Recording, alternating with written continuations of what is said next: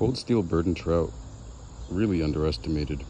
I love this fucking knife. That little Secure X sheath that my cat got to. It's pretty good. Os 8, wrapped it in Kevlar cord, just for some grip where it matters. Right there. I still like the thin profile. Really can't beat it.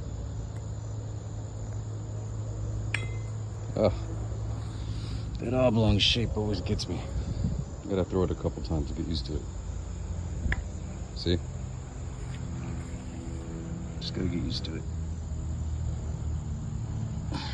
Anyways, follow up with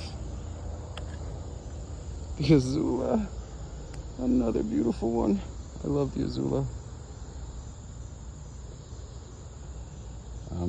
It's not really a throwing knife, just because of the shape.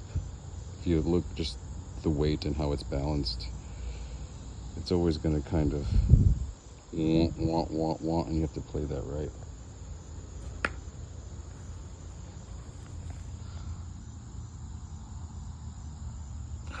Consistency.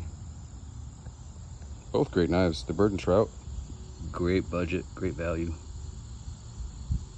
Don't underestimate things.